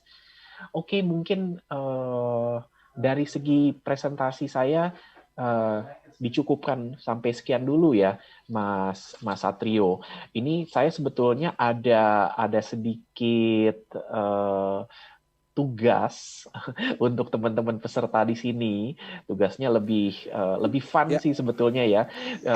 Tapi sebelum kita bagi tugas, mungkin gimana Mas Satrio kalau kita open question dulu aja ya dari apa yang sejauh ini udah saya sharing gitu. Mungkin kalau ada yang ingin ditanyakan atau diklarifikasi, gimana Mas? Oke, Gitu kali, jadi Mas, ya? jadi gini Mas Mulya, kita masih ini teman-teman kita masih pada malu-malu nih, belum melempar pertanyaan. Jadi kita akan mau coba mulai dulu dari praktek dari Mas Mulya. Tapi sebelum mulai di situ aku mau nyampein dulu nih ke teman-teman format nyampein pertanyaan itu bagaimana ya. Jadi kalian perlu menuliskan nama, terus company atau universitasnya dari mana, lalu pertanyaannya apa. Nah, ini mungkin supaya menarik nih, supaya pada nanya 2 pertanyaan terbaik itu bakal dapet souvenir dari Citra Pariwara 33. Nah, Meanwhile, sebelum praktek Mas, mungkin aku mau nanya-nanya sedikit kali ya ke Mas Mulya, boleh ya? Aku dari Boleh tadi banget. dengerin materinya tuh terngiang-ngiang pertanyaan kayak, wah kok gue baru tahu tentang ini. Nah, aku mau nanya nih Mas. Tadi Mas Mulya bilang kalau seandainya di dalam suatu negara atau satu daerah dengan memiliki bukan kesenjangan ya, maksudnya ekonomi satu individu itu ada yang menengah ke atas dan atas, green economy itu akan meningkat dengan baik, ya kan? Nah, pertanyaannya adalah apakah untuk teman-teman yang mungkin agak lower ke bawah gitu ya, mereka tuh sudah mendapatkan pengertian tentang green economy itu atau belum? Menurut Mas Mulya itu gimana? Ya, itu pertanyaan yang bagus sekali, Mas. Karena memang green economy itu ada kepedulian orang tentang sustainability itu terkait dengan beberapa hal ya. Satunya itu adalah pendidikannya dia.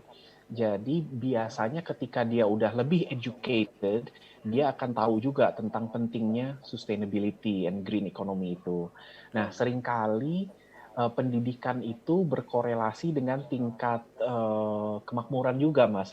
Jadi semakin makmur sebuah negara, semakin tinggi juga tingkat pendidikannya gitu.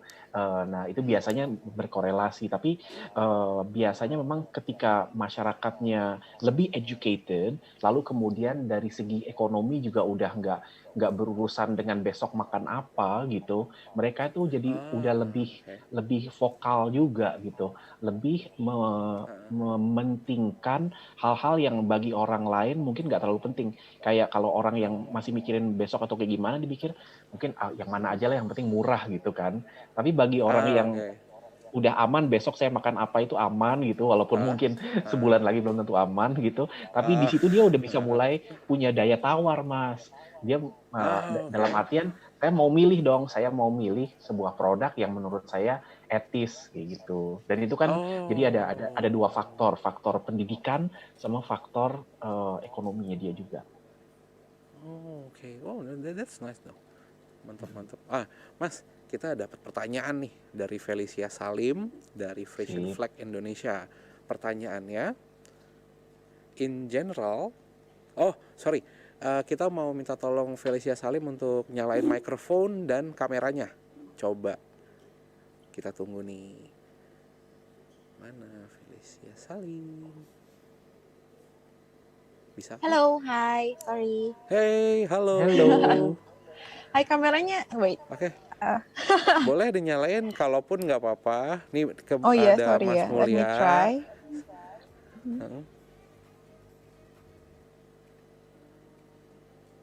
Oke, kameranya doesn't work. I'm really sorry. Oke, cool, nggak apa-apa. Nah, ini silakan Felicia bisa langsung ditanyakan ke Mas Mulya pertanyaannya, monggo. Halo Mas Mulya, sebenarnya pertanyaan barusan aja tanyain sama ini. Jadi mungkin same question, mirip juga pertanyaannya. Karena kayak benar juga tadi Mas Mulya bilang, mungkin ketika mereka sudah lebih educated dan mereka ada di higher level of social economic status gitu ya, mungkin mereka punya kayak misalnya nilai tadi bilang nilai tawar ya, sehingga mereka bisa milih yang sustainable, yang perusahaan-perusahaan ataupun brand yang punya sustainability effort yang lebih oke gitu misalnya. Cuman pertanyaan aku nggak tahu ya, pengen tahu aja mungkin kalau misalnya kita ngebagi dari yang kalau di brand kita biasa ngeliat SES A, B, C, dan D dan sebagainya, itu kita classify seperti itu. Kalau misalnya dari kita bisa tarik garis gitu misalnya ya, di SES berapa sih sebenarnya mereka baru benar-benar kayak melek dan mencari brand yang punya sustainability yang lebih oke kayak gitu, Mas. Kurang lebih pertanyaan. Iya, thank you. Langsung jawab aja ya, Mas. Sikat. Okay. That's actually a very good question, Mbak Felicia, dan already more detailed than what we discussed previously. Jadi memang tidak harus selalu pendidikan saja, tidak harus selalu pendidikan dan social economic status bersamaan gitu. Tapi memang kecenderungannya pendidikan dan social economic status itu berjalan bersama-sama ya. Kalau ditanyakan apakah kami punya datanya, kira-kira itu mulai di social economic status yang mana? Ini soal sustainability ini menjadi pertimbangan yang lebih serius. Ini off the top of my head sih saya belum pegang datanya sekarang, tapi perkiraan kami sih mulai dari SS B ke atas ya, atau bahkan mungkin C gitu. Itu udah mulai C ke atas gitu. Itu udah bisa mulai lebih care, mungkin persentase yang lebih care akan adanya prinsip-prinsip sustainability ini bisa lebih banyak proporsinya. Tapi then again, ini baru perkiraan saya sekarang. We'll need to check on the data about that. Oke, thank you Mas. Sama-sama.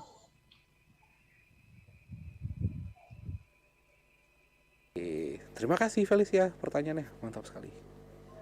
Oke, Mas Mulya, kita masih ada waktu kurang lebih sampai dengan 30 menit. Mas Mulya mau melanjutkan dulu presentasinya supaya nanti setelah itu kita bisa langsung mulai ke exercise? Iya, betul. Kita bisa langsung mulai ke exercise aja kali Mas ya. Oke. Nanti kalau teman-teman ada beberapa pertanyaan lagi gitu, bisa dibahas sambil kita exercise. Oke, mungkin bisa dilanjutkan lagi presentasi yang tadi ya. Siap. Jadi teman-teman yang mengikuti pelatihan ini, saya ingin memberikan exercise gitu ya. Tadi kita udah melihat contoh dari beberapa perusahaan kan ya. Satu ini Krakatoa, ya tadi adalah perusahaan makanan ya, F&B. Lalu kemudian ada Nestle juga. Nestle juga sebetulnya ya dia kuat di F&B juga. Dan ada lagi Unilever yang FMCG, macam-macam mulai dari sabun sampai makanan juga ada gitu kan, sampai makeup dan lain-lain ada. Nah, tadi kita udah lihat contoh-contoh penerapan SDGs oleh perusahaan-perusahaan tadi.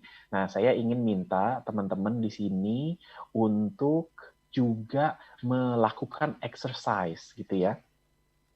Pilih salah satu perusahaan di 4 sektor tersebut yang di bawah ini saya cantumkan. Jadi perusahaan di oil and gas and mining gitu ya. Mungkin kalau teman-teman merasa comfortable untuk oil and gas and mining bisa pilih itu. Lalu yang kedua adalah finance atau banking. Yang ketiga adalah construction atau real estate. Lalu yang keempat adalah e-commerce ya, atau perusahaan teknologi lah, perusahaan digital sekarang, e-commerce atau digital. Saya ingin minta tiap peserta untuk melakukan exercise. Kira-kira kalau sebuah perusahaan di bidang finance and banking, apa sih kegiatan penerapan SDGs atau green economy yang cocok bagi perusahaan tersebut untuk dilakukan, dan bagaimana ceritanya bisa diangkat gitu ya. Ceritanya seperti apa bisa diangkat gitu.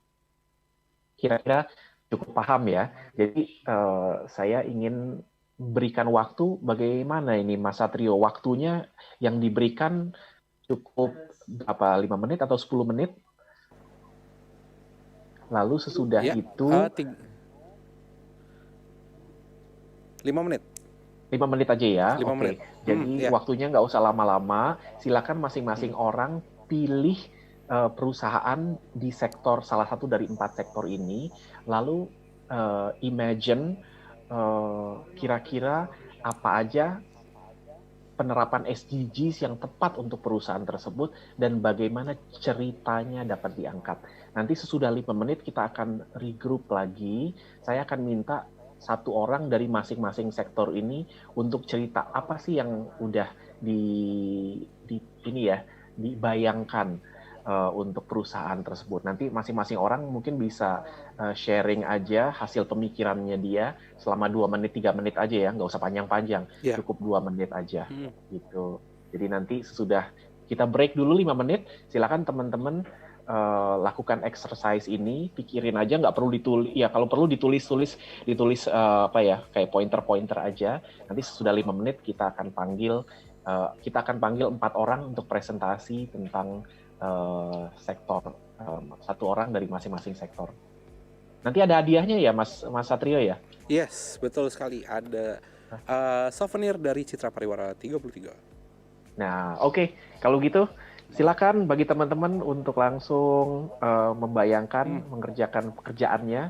Kita beri waktu 5 menit ya, Mas Satrio ya. Siap. Yoi, 5 menit dari sekarang. Good luck, teman-teman. Good luck, guys.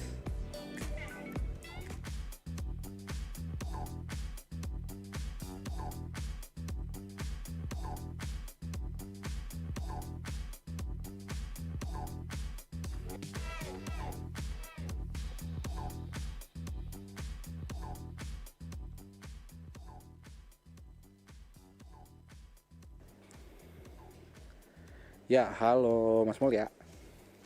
Teman-teman nih harusnya udah bikin nih. Aku juga udah bikin. Yes. Oke, suara masih ke-mute nih, Mas Mulya. Iya, udah di-unmute. Sip. Ya. Mas Satrio bikin juga ternyata ya? Keren. Aku bikin juga dong. Iya. Untuk construction dan e-commerce. Nah, sebelumnya nih untuk teman-teman yang mau berpartisipasi di praktek ini, bisa raise hand ya di Zoom ya. Jangan malu-malu. Ini aku mau sharing, bolehkah? Nih, aku Boleh banget, Mas. Boleh banget. Nanti mungkin kita bisa minta teman-teman untuk komentarin juga ya dari yang dibikin sama Mas Satrio, mungkin bisa kita bahas sama-sama juga gitu. Nanti kalau teman-teman presentasi nggak usah malu-malu, yang lain nanti komentar juga gitu. Iya, kan diskusi juga anyway kita kan. Betul. Oke, nih aku mau ngebahas tentang, karena kebetulan aku tuh digital banget anaknya Mas. Jadi aku mau ngebahas tentang e-commerce. Jadi sesuai dengan pembahasannya Mas Mulya tadi, kan aku berpikiran, oh berarti ini kan sebetulnya lebih ke arah bagaimana membangun lingkungan yang jauh lebih baik. Singkatnya seperti itu, oke? Nah, di e-commerce menurut aku ada satu problem yang kayaknya semua orang tahu deh, itu packaging. Mulai dari bubble wrap, terus kardus dan segala macam. Ya aku kepikiran mungkin nggak sih kalau e-commerce kayak ngebikin returnable packaging. Jadi memang nih dianterin ya sama kurir atau apapun segala macam. Cuman dia benar-benar murni hanya membawakan actual produknya saja tanpa perlu meninggalkan packaging. So itu tidak menambahkan sampah rumah tangga kan, satu. Yang kedua, dari si e-commerce-nya pun atau enggak pedagangnya tidak perlu membeli banyak produk untuk pengemasan dan segala macam. Itu sih sejauh ini. Terus ada satu lagi untuk construction dan real estate. Nah, wah, dua Mas ya. Aku tuh sangat suka dengan bangunan tua, Mas Mulya. Aku tuh sangat suka banget dengan arsitektur Belanda terutama. Nah, aku kepikiran tuh kayak, kenapa mereka masih bisa tetap ada ya sampai sekarang? Maksudnya tetap, apalagi di Bandung tuh ya, itu tuh bener-bener banyak banget gitu. Benar. Nah, setelah aku cari tahu, turns out adalah metodenya mereka dan beberapa bahan yang mereka gunakan sehingga bangunan itu sampai sekarang tuh masih bagus. Nah, di situ aku berpikiran kayak, bagaimana kalau ada pembangunan klaster ataupun perumahan yang memang menggunakan metodenya mereka tapi menggunakan resort sekarang. Jadi kan secara pembangunan kan sekarang mungkin lebih efisien, tapi secara kualitas kan kadang ya adalah kalah-kalan gitu kan orang-orang atau gimana. Itu sih kalau aku dari opini aku seperti itu. Gimana Mas? Wah, ini sih kalau saya sih keren banget Mas, Mas Satrio. Terima kasih. Terutama untuk yang e-commerce tadi itu saya ngerasain banget ya. Maksudnya emang wah bener nih, setiap kali beli packagingnya gimana kalau seandainya bisa dikirim lagi aja ke perusahaan itu, dia bisa pakai untuk nge-packaging yang lain. Mungkin diminta teman-teman yang lain untuk komentar kali Mas ya, kira-kira gimana? Oh boleh. Ayo nih teman-teman nih komen aja slow.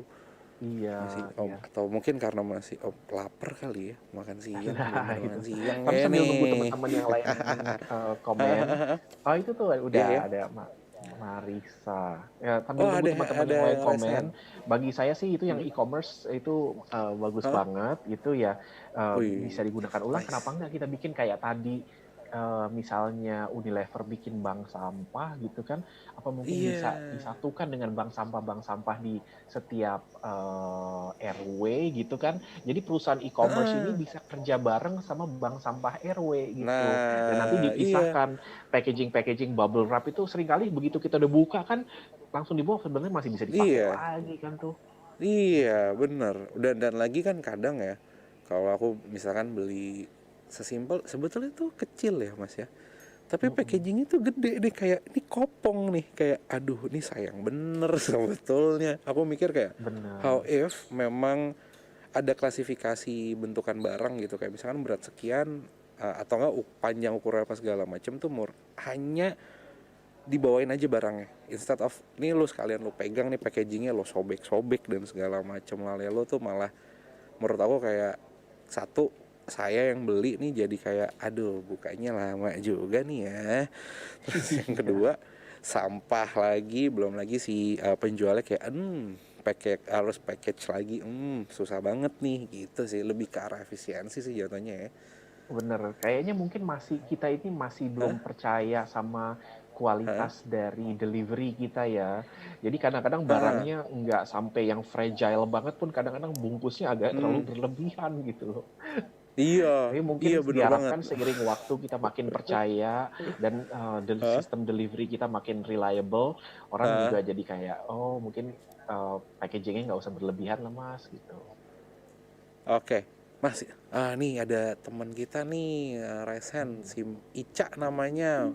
Ica boleh Oke, coba open cam dan open microphone-nya juga. Dia mau ngebahas soal sektor real estate. Wah, menarik nih. mantap. Silakan Mbak Halo, Ica. Gimana? iya, Halo. Halo Ica. Yeay. Ayo, iya. coba Jadi yuk aku kita bahas mau yuk. sharing. Jadi kan kalau Heeh. misalnya berdasarkan tadi kata Mas Surya kan sebenarnya kan perusahaan pengen berubah menjadi lebih kayak berkelanjutan tuh karena 43% tuh karena customer-nya. Nah, jadi aku kepikiran kenapa sih nggak bikin sustainable cluster aja gitu kan?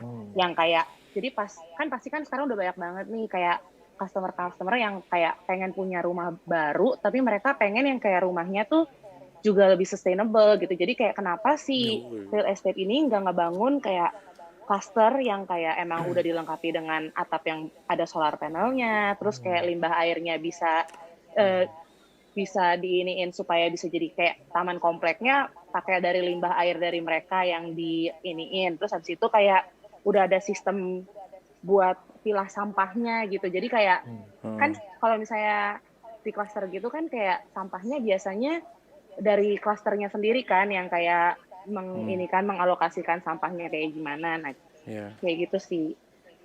Wah, itu keren banget Wah, Mbak Ica. mantap. Sustainable Keren sekali, cluster ya.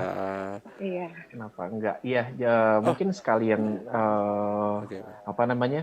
Gimana Mas Satrio, saya komentarin aja langsung ya. Wah, sikat langsung Mas Mulya. Sikat ya. Jadi ini memang sustainable principles di dalam bidang konstruksi sama real estate. Ini juga udah cukup lama berkembang ya. Dan kita juga udah punya standar-standar green building. Jadi kalau di Indonesia ada yang namanya Indonesia Green Building Council gitu. Di Singapura misalnya dari Building and Construction Authority itu punya standar green buildingnya sendiri juga namanya Green Mark gitu. Nah ini sebetulnya udah ada insentif-insentif juga dari pemerintah untuk memberikan penghargaan. Jadi sebuah proyek real estate baik itu perumahan maupun gedung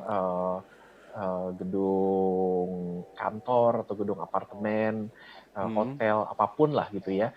Itu kalau mereka menerapkan prinsip-prinsip sustainable, prinsip-prinsip green building, mereka bisa dapat sertifikat gitu ya. Jadi sertifikatnya bisa platinum atau gold gitu. Nah, termasuk itu tadi bagaimana untuk penggunaan energinya dari solar panel, terus lalu kemudian ada limbah air yang di-recycle agar penggunaan airnya itu lebih efisien. Nah, memang yang menjadi tantangan kita kembali lagi memang ya ekonomi ya, Mbak ya, Mbak Ica, Mbak Mas Satrio, karena apa? Untuk menerapkan prinsip-prinsip sustainability di dalam sektor konstruksi, sebetulnya bukan hanya di sektor konstruksi ya, tapi di macam-macam tempat juga gitu. Ini harganya mahal di awal, tapi bikin murah jangka panjang ke belakang gitu. Nah, sehingga ketika dia menyediakan solar panel, limbah airnya dibuat dengan sistem yang bagus, yang terstruktur di dalam klaster tersebut, itu ada semacam biaya yang lebih tinggi di awal gitu. Nah, bagi yang social economic statusnya udah memungkinkan, mungkin mereka akan mengambil itu. Karena tentunya ketika dia ada solar panel dan menggunakan teknologi kayak lampu LED dan lain-lain, itu untuk jangka panjang ke depannya dia sebenarnya bisa saving. Dia bisa saving. Tapi masalahnya kalau masyarakat yang penghasilannya menengah ke bawah gitu kan, seringkali adalah modal di awalnya itu yang lebih berat gitu. Ini adalah dilema kita. Sebetulnya mestinya kalau bisa ada semacam subsidi atau program insentif dari pemerintah juga ya. Kenapa enggak? Ini kan dengan menggunakan teknologi seperti solar panel, sistem pilah sampah dan lain-lain, itu pada akhirnya akan membuat low income community hidupnya lebih hemat di dalam jangka panjang. Kenapa enggak pemerintah ikut bantu agar itu bisa disediakan biaya capital expenditure yang gede di awalnya, itu biaya modal di awalnya bisa dibantu. Karena seringkali memang di dalam banyak hal yang masyarakat yang berpenghasilan menengah ke bawah, seringkali mereka mengeluarkan lebih banyak biaya loh daripada yang menengah ke atas. Karena yang menengah ke atas bisa beli teknologi yang membuat dia berhemat dalam jangka panjang ke depannya. Semoga ini bisa dijadikan perhatian juga, sehingga bisa disupport juga oleh pemerintah sih. Tapi untuk ditampilkan yang kayak gitu-gitu, saya pikir sangat sangat menarik. Apalagi yang tadi yang disampaikan sama Mas Satrio juga soal bangunan tua ya, konservasi bangunan. Jadi bisa kita tarik juga ke value soal identity, Mas. Karena kan identity kita itu dibentuk oleh sejarah ya. Bangsa yang nggak memahami sejarahnya sendiri itu kan sebenarnya bangsa yang nggak punya identitas ya. Dan ketika bangunan-bangunan tua kita dibiarkan terlantar begitu, akhirnya kita sendiri lupa bahwa itu sejarah kita dulu kayak gimana. Itu kan sebenarnya kan peninggalan sejarah ya. Ini yang sebetulnya mungkin untuk sektor konstruksi dan real estate bisa juga mempertimbangkan untuk memberikan dukungannya dalam bentuk konservasi bangunan-bangunan bersejarah itu ya. I think that's a good idea. Betul. Iya. Wah, terima kasih sebelumnya untuk Mbak Ica. Mantap sekali. Thank you, Mbak Ica. Oke, masih terbuka nih kesempatan untuk bertanya kepada teman-teman.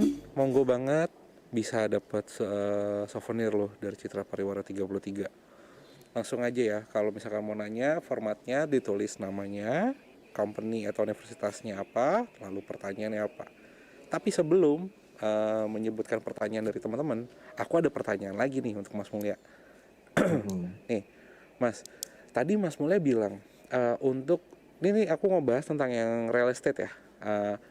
Mas Mulya bilang kalau beberapa perlengkapan untuk pembangunan tersebut itu mahal di depan. Ya kan, seperti solar panelnya dan segala macam. Apa mungkin ke depannya teknologi tersebut itu bisa dibuat dengan harga yang lebih bisa di-adjust? Atau enggak, kenapa sih bisa sampai semahal itu? Kadang aku tuh masih bertanya-tanya, emang ke teman-teman aku kan ada beberapa arsitektur gitu kan. Dia bilang emang solar panel mahal mahal banget gitu. Oh gitu. Padahal kalau semisalnya itu bisa dijangkau sama banyak orang, kan berarti pergerakan atau enggak adjustment orang mau membentuk perumahan atau enggak membentuk kehidupan yang lebih baik kan lebih cepat berarti kan. Nah, aku bertanya-tanya sih, Apa mungkin bisa jadi lebih terjangkau ke depannya teknologi tersebut? Sangat mungkin, Mas. Ini dia itu mahal karena dia masih teknologi yang relatif baru ya, Mas ya. Jadi ketika dia teknologi baru itu dia masih masih syarat akan inovasinya, Mas. Dan ketika dia itu masih syarat akan inovasi, masih kegiatan research and development-nya masih banyak yang mengembangkan gitu ya. Terus masih banyak perusahaan yang satu itu merahasiakan teknologinya dari perusahaan yang lain gitu ya. Sehingga masih syarat akan inovasi. Tapi ini makin lama makin umum kok gitu ya. Kayak harga solar panel walaupun memang masih relatif mahal, tapi kalau kita bandingkan dengan beberapa tahun sebelumnya, 5 tahun, 10 tahun sebelumnya, itu udah jauh berkurang, Mas. Dan ini ya kembali lagi semakin banyak orang atau perusahaan yang menggunakan teknologi tersebut, itu dia harganya turun. Sama aja dah, seperti semakin banyak orang yang make, semakin banyak juga perusahaan yang akan bersaing untuk menyediakan kan. Nah, jadinya semakin banyak juga supply-nya gitu. Biasanya supply sama demand itu saling mengikuti. Ketika demand-nya masih sedikit, itu kan akhirnya orang melihat ini yang meminta teknologi solar panel nih cuma orang-orang kaya doang misalnya gitu kan. Atau hanya untuk proyek-proyek real estate yang high end doang gitu. Akhirnya karena demand-nya sedikit, harganya juga masih tinggi. Makin banyak demand-nya, akan banyak juga perusahaan penyedia solar panel yang bersaing. Oh, saya juga mau menyediakan solar panel. Akhirnya mereka saling bersaing juga. Gitu. Harga akan turun. Memang ini perkembangan teknologi sih, Mas. Pas teknologi awal-awal, dia itu harga masih tinggi. Lama-lama ketika dia semakin umum, harga udah semakin jatuh. Kayak handphone sekarang, dulu 10 tahun yang lalu gitu kan, handphone masih berapa harganya kan. Sekarang udah very, very affordable, Mas, handphone. Dengan spek yang sangat tinggi gitu kan. Speknya sangat tinggi, affordable banget sekarang. Wah, satu handphone aja bisa buat nyicil motor. Waduh. Baik, Mas Mulya. Sudah jamnya sudah selesai. Terima kasih banget sudah mau sharing sama kita sebelumnya. Untuk teman-teman juga terima kasih banyak banget. Semoga kita nanti bisa ngobrol-ngobrol lagi, kita bisa dapat informasi lebih banyak lagi dari Mas Mulya tentang kayak perkembangan sustainability economy, green economy di Indonesia ya, Mas ya. Terus juga kita bisa mendapatkan perkembangan yang jauh yang lebih baik lagi ya. Oke, terima kasih banyak Mas Amri untuk sesinya hari ini. Nanti kita akan ketemu lagi di lain waktu. Oke? Baik, terima kasih Citra Pariwara, sukses terus. Oke, guys. Nggak kerasa ya, udah 2 jam nih ternyata kita udah ngebahas dari Mas Mulya Amri. It's dope. Hopefully itu bisa menjadi insight yang sangat baik untuk teman-teman ya. Oke. Pertama-tama saya mau ngucapin terima kasih banyak untuk Mas Mulya Amri dan juga untuk teman-teman yang udah stay dan nonton ini sepanjang 2 jam ini. Nanti kita akan lanjut lagi jam 1 siang untuk mulai sesi kedua. Jadi make sure teman-teman standby 5 menit sebelum sesi kedua akan dimulai. Terus kalau misalkan ada teman-teman yang mau pindah sesi, diharapkan untuk menghubungi nomor operator masterclass. Perpindahan sesi hanya dapat dilakukan ketika sesi belum dimulai. Oke? So, stay tune, kita ketemuan lagi jam 1. Jangan lupa makan siang guys. Mantap.